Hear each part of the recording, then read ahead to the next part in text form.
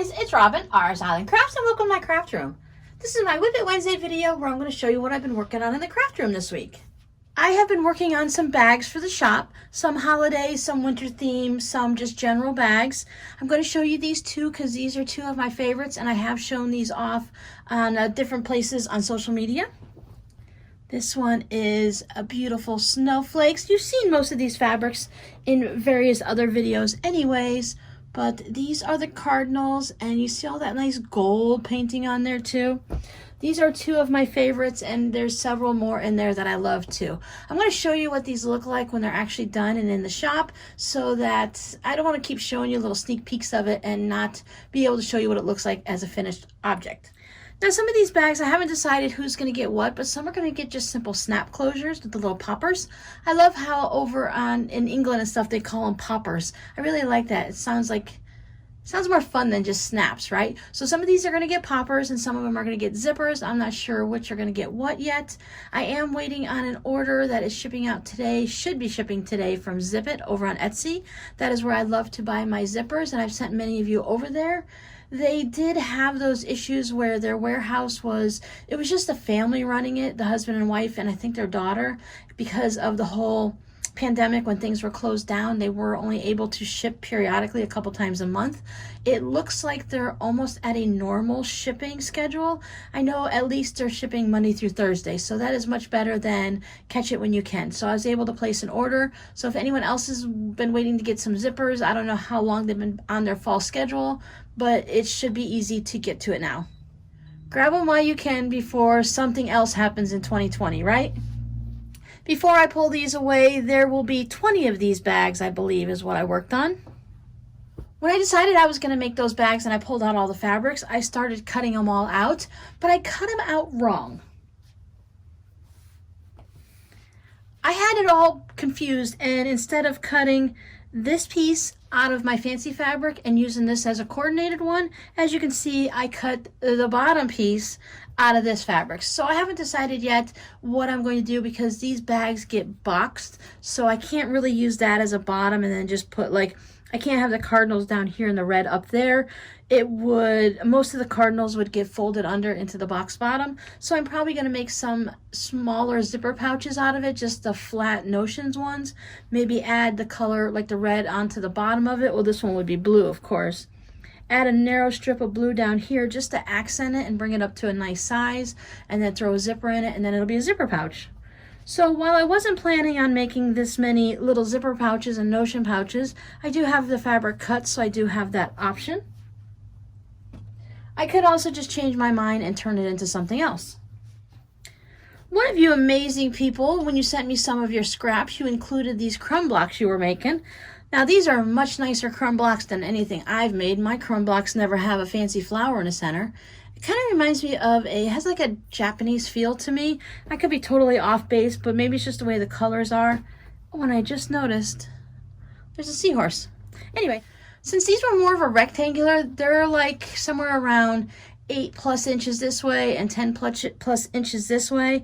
I couldn't figure out the math to get it to just use these blocks with maybe some spacers in it and stuff, like the borders and sashing and such. So I thought, well, I don't really want to make a quilt anyways, and these are really pretty. Let me make some wall hangings.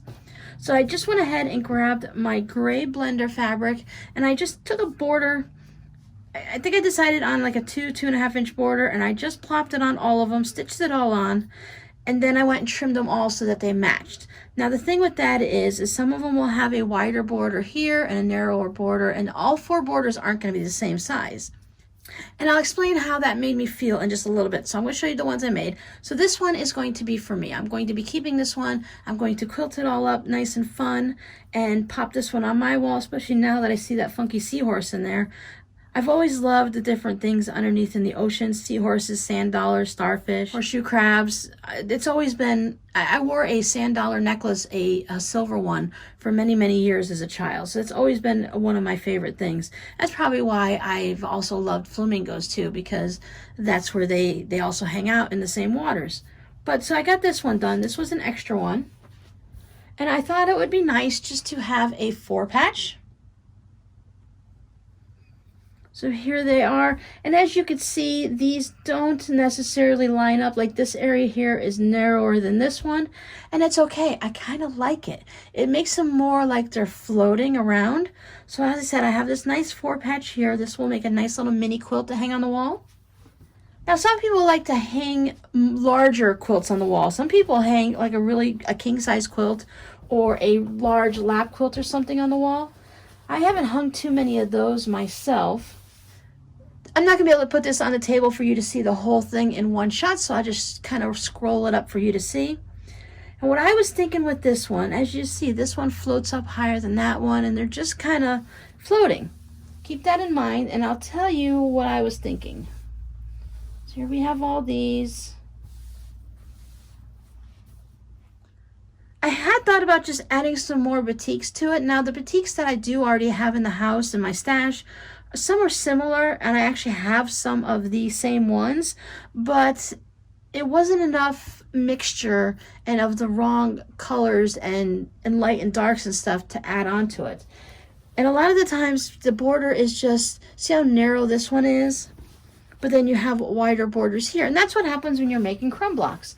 And it's amazing, right? I thought about doing it as tote bags and stuff like that, but I really didn't want to make either 7 or 14 tote bags all pretty much the same. So when I had this laying down on my floor to take pictures to show a couple people, I was thinking, you know what it reminds me of? It reminds me of an art museum. If the walls were painted this color gray, and someone hung up all these little pieces of artwork on it, they might not line it all up perfectly. Maybe they didn't want to have them all even.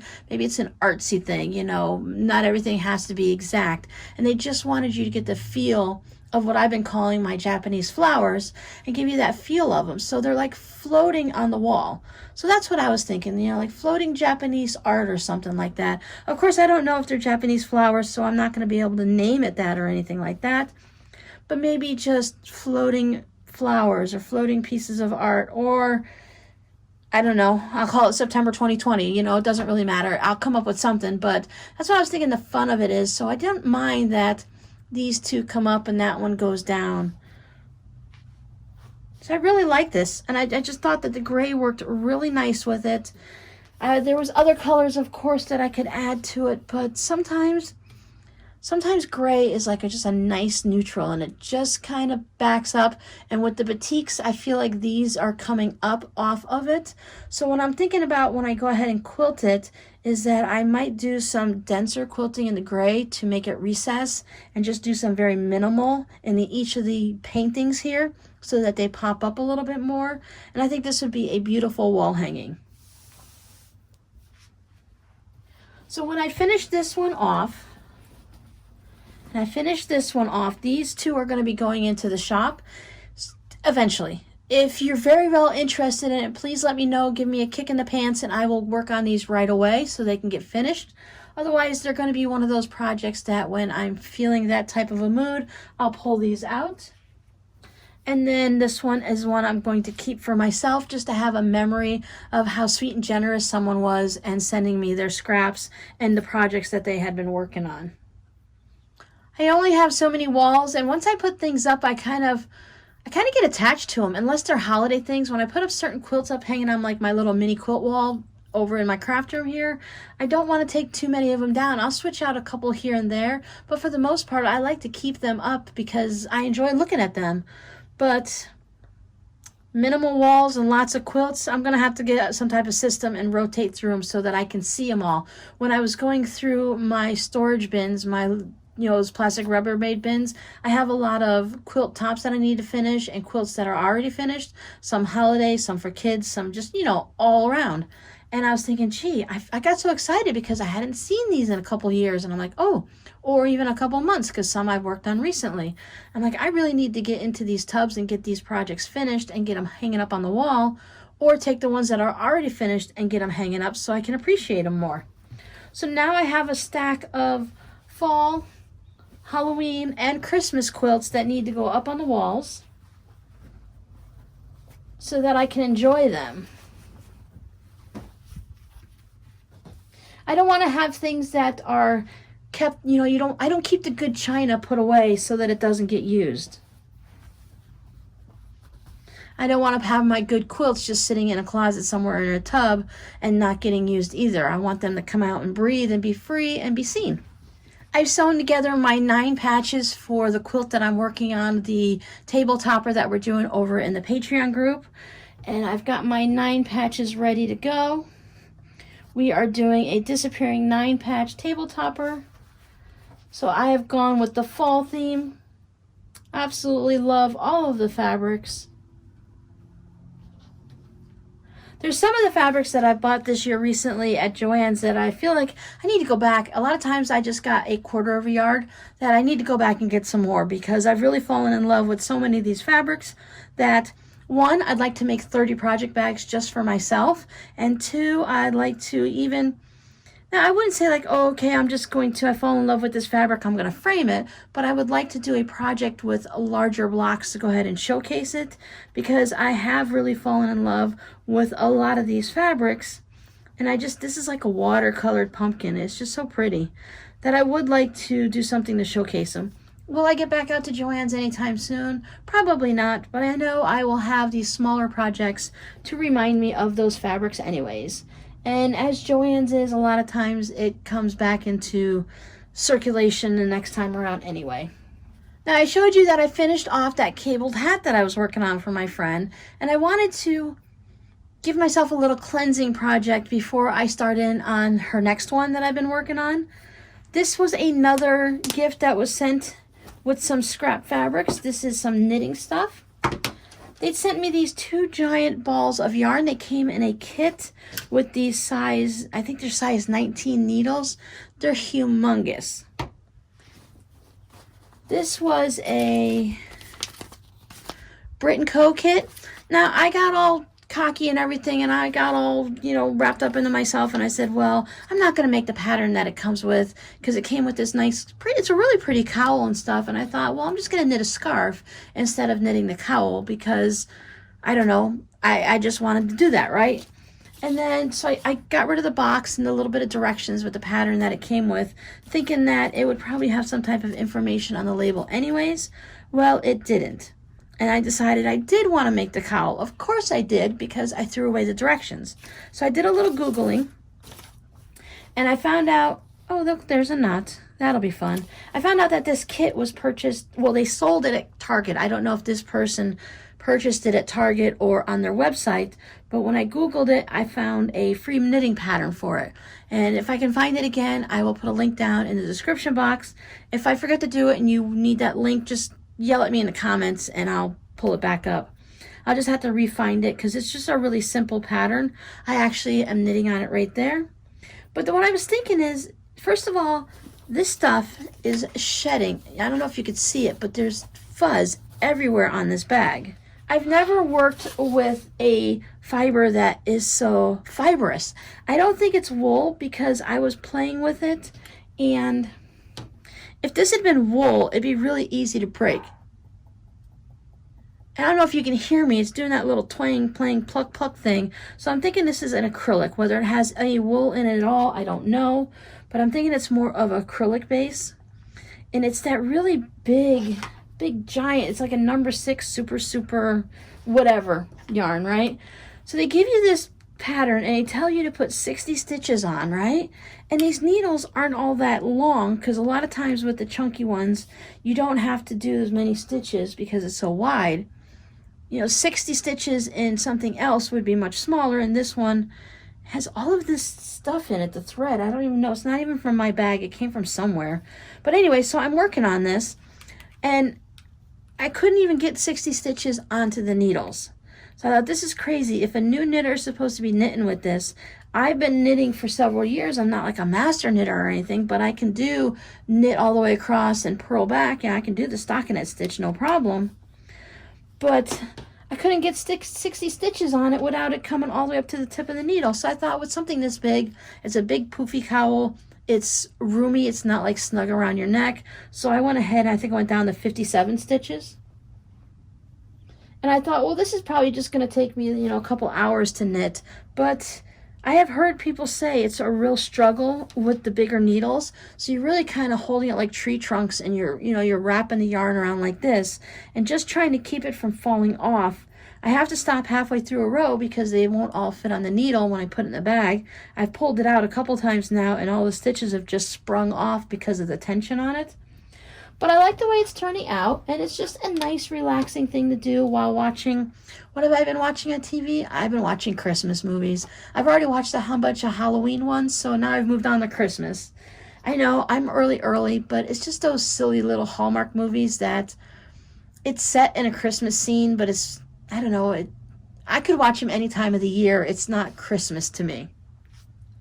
I think once you start singing Christmas carols, then you're really starting to get into Christmas. And Rob used to laugh at me because I sing Christmas carols year-round. And I use the excuse that I can sing them all through July because it's Christmas in July, right? But yeah, so I'm working on this. I would have loved to have knit in the round, but I don't have size 19 circulars. And I'm not going to pick them up just for this one project. I very seldom, if ever, have worked with yarn this thick anyway. So when I'm all done, I'm just going to have to do a mattress stitch and seam up the sides. But I think that's going to be a really fun, I love the contrast of the black and white. So I think it's going to be nice and warm for someone who needs a warm cowl around their neck. Use it as a block where your jacket only goes up so high, your neck is still out to the elements. So instead of wearing a scarf, you can wear this cowl. So I think it's going to be really pretty. Once I get this all finished up, I'll probably just go ahead and pop this in the shop for just a couple of bucks, a few dollars here and there. Just enough to cover a little bit of time and shipping and stuff like that. I'm trying to work steady on this. I was hoping it was only going to take, like I said, a couple hours. So I did give myself, I worked on it for 2 nights. I don't want to work on it all the time because let me show you what else I'm working on. And this has been around longer than this. So depending on how my night's going, if I have hours and hours, I'll work on this other cowl. And if I just have another, like an hour or two here, I'll work on this. Maybe I'll work on this for an hour and then work on the other one. But the last thing I've been working on, this is called the newsprint cowl. It's a pearl Soho pattern. If you've been here with me for a while, you have seen this one before. This may have been on the needles for a year, but I have not been working on it that consistently.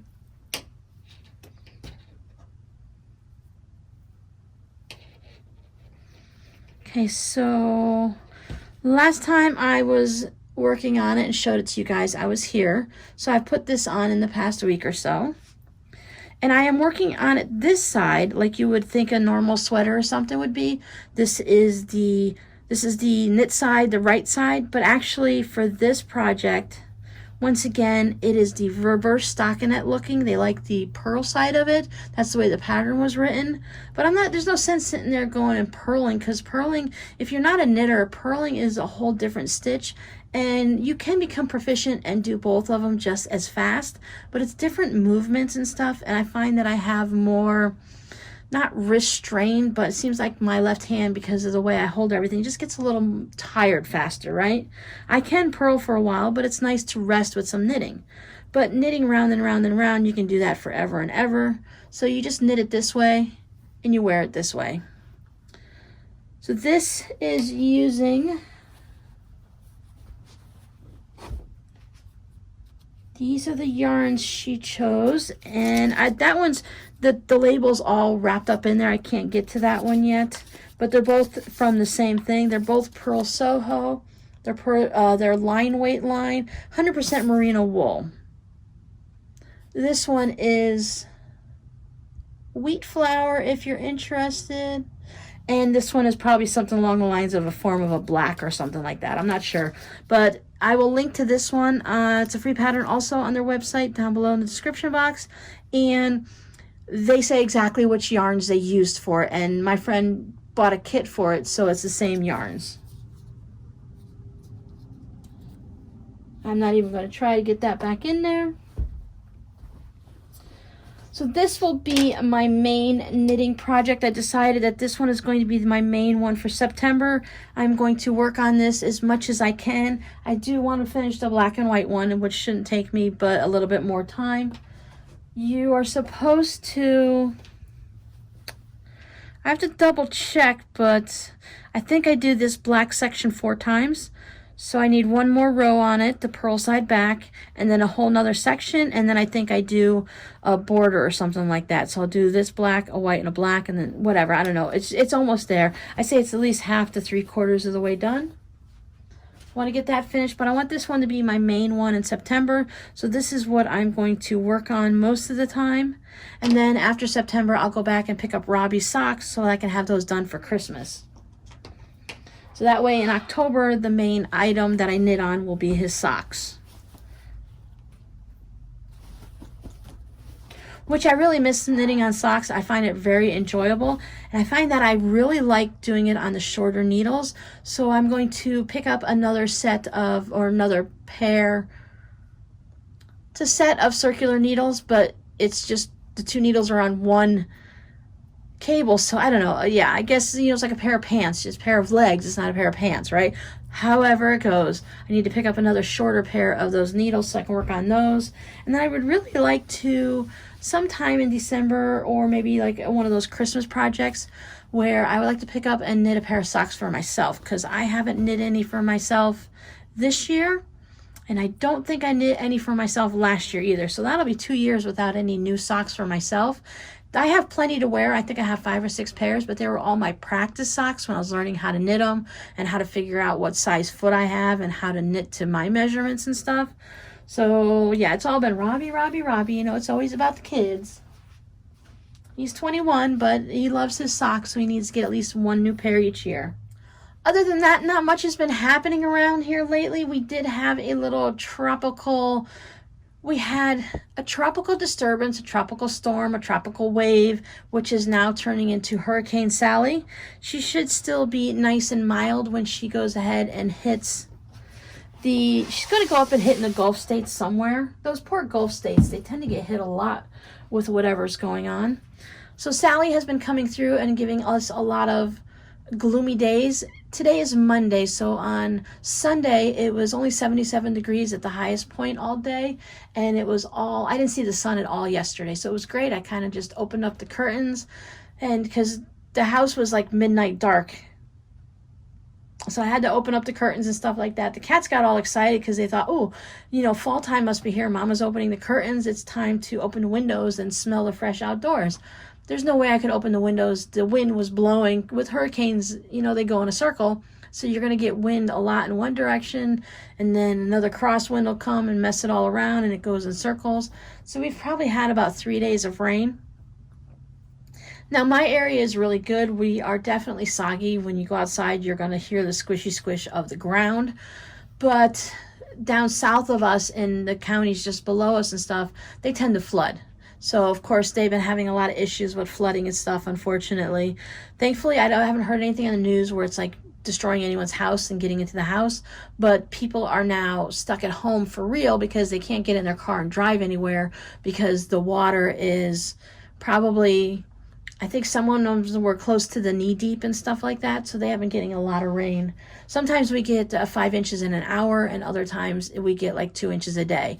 But it's been a nice constant rain all the time. So I opened up the curtains in the craft room and I listened to the rain hitting the window, and I watched the cars go by splashing through the wet roads and stuff. So it's really nice backdrop and very relaxing. I'm going to go ahead and add a video after this of my hibiscus. They have been loving the rain because they're tropical flowers. They really enjoy all that extra water. They are in an area where they don't flood in my yard, which is another reason why I put them there. I mean, I had choices, of course, but if I wanted a hedge on the side of the yard, I had to put them on the side of the yard. Thankfully, this area is really good. Now, the backyard has some spaces where along the edges of the yard, it does tend to get giant puddles and stuff, but the ground soaks it up pretty quick. So let me go ahead and show you my hibiscus. Thankfully, the wind didn't knock off too many of the blooms, and this morning when I went out and checked, there was a lot of flowers open. It's been 8 hours or so since then, so hopefully they're still open. Let's go see. So here are my lovely hibiscus. These first couple of the ones, they have struggled from the beginning, but they are doing much better. They got new leaves on them. They are getting flowers and blooming with buds all the time. That little yellow leaf I'll pick off later. Everyone is getting so much taller and they're starting to get a little bit broader and thicker. This is the one I've been calling the curly hibiscus. It's like curly parsley or something. They have really got a lot of leaves on them. They've got really nice and bushy. So once those get bigger, it's going to be great. Now, hibiscus number 3, 4, and 5 did have a little bit of a pest problem. They had some caterpillars on them, these little green caterpillars and some other little bugs. So I took care of them and got them all cleared out. Everyone is struggling with ants because it's Florida and we have ants. I'm going to be trying a new treatment for that. Something you mix up and put in a little bottle and the ants go in it and eat it and drown. So we'll see how that goes. I do go out every morning and every evening. I check for the bugs and the eggs, and I check for snails.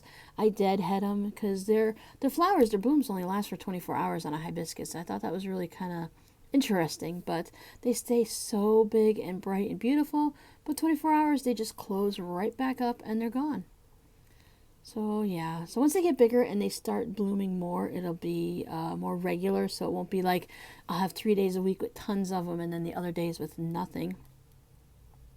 So these guys are doing okay. They're more of a spindly-like, not like a bush-like, more like a, I don't know, like a plant, like a flower stuff. This one is doing really good. It's going to be one of those, it's going to be one of those curly ones, I can tell. But now if you look at my grass, first there's a lot of bare spots. The seeds washed away and I tried to reseed it and it just didn't take. You'll notice it's starting to yellow and everything because this is summer grass and it doesn't do well in the winter. And as we're starting to switch over, I've noticed it's starting to yellow already, which is okay. It was never a permanent grass. This was just a hold spot until I go ahead and put some winter grass in there and I'll get that seeded up. Oh look, it's raining on me now.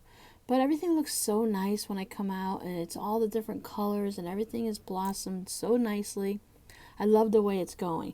And I've seen some, oh, this one's Rob's. I planted it for Rob. Well, he passed away in August and I planted it in like January, February. And this is probably like quadrupled in size. It's doing so good in size. And here's my other plants that I just haven't done anything else yet with. And most of these are Walmart specials, but these seeds right here, I believe this is the 4 o'clock that one of you guys sent me. It finally bloomed. I was just looking at it the other day thinking this thing is never going to bloom. This is a viney thing. I don't know. I got to find a spot for him. Oh, little Mr. Lizard, a little gecko guy like. And they love the hibiscus. I did go ahead and deadhead all the hibiscus after I turned off that video. Got it finished just in time because now it's starting to rain again. So it was a nice little calm spot, allowed everything to dry up on the roads just a smidge, and now it's raining again. But that's okay. I love how big the hibiscus are growing, and I look at them and I think, oh, these guys are so tiny. Are they ever going to get to be a hedge? But I have to remember that here it is. We are in September, and I transplanted them on Father's Day. So that's back in June. So it's only about 3 months ago. So they've really rooted themselves, rooted. They've really gotten into the ground and they stuck their roots down really well. And I can tell that when you touch them like this, they don't wobble at all. The wind's not blowing them around, so they're doing really well. Everyone's bushing out. Even my sad little guys in the beginning of the row, they're still getting leaves and they're still putting out flowers, so they're still doing good. I haven't fertilized them in a little bit because of all the on and again, off again rain. They said don't even bother fertilizing when the rain's going because it just washes it all away anyways. So I need to get them some little bit more food so that they can keep growing. But I'm very pleased with them, and I really love the ones that I've been calling the curly hibiscus because there's, what is it, curly oregano or curly parsley or something like that, that has all the different leaves like that instead of nice flat ones. So I have the flat ones and I have the curly ones, and they're really bushing out, where the other ones are going to be more like the one in the front and they're going to be more airy and opened out. These bushy ones are going to establish a nice hedge going up. And if I have to, I mean, I'm fine with them being mixed like that, but I can always pick up some. Now that I know exactly what to look for, I don't know the different names because Lowe's just calls them hibiscus, and I picked them up at Walmart, and Walmart calls them hibiscus. So I'll just look at the leaves and know which ones to get. And if I need to get some more to bush out and make the hedge nice and thick, then I can just go ahead and pick up some more curly stuff.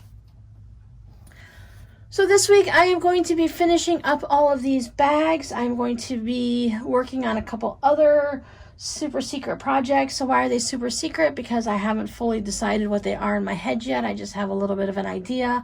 I want to make a couple other different bag patterns, so I'll be working on those simultaneously with these. Some more holiday, fall.